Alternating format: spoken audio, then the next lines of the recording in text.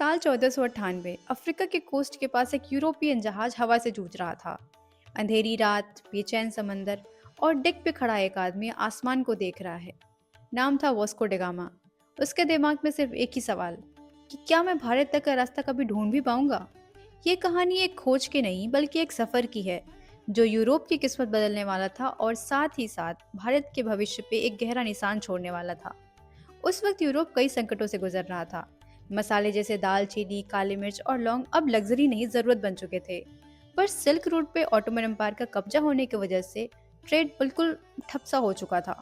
पुर्तगालियों ने तय किया कि वो यूरोप से भारत तक का एक समुद्री रास्ता ढूंढ निकालेंगे और वास्को डिगामा को इसके लिए चुना गया क्योंकि वो डेयरिंग तो था और साथ ही साथ डेस्परेट भी।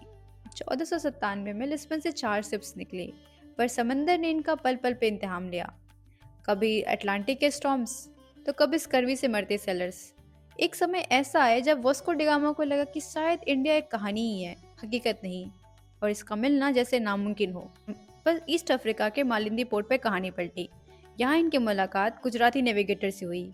ये मॉनसून विंड, ओशन करंट और हिंद महासागर के रग रग से वाकिफ थे।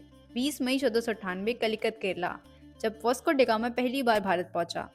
जब जमुरीन के दरबार में पहली बार इसने अपने लाए हुए गिफ्ट्स पेश किए, कुछ शर्ट्स, टोपियां और कुछ बीड्स, तो जमुरीन थोड़ा मुस्कुराए और उन्होंने कहा, बस यही व्यापार के लिए क्या लाए हो।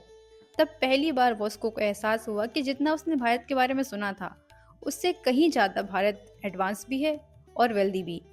जब वो वापस गया तो उसके शिप्स के साथ जो सामान गए, जो कार्गो गए, स्पाइसेस गए, वो उसकी यात्रा के खर्च से लगभग 60 गुना अधिक कीमती थे।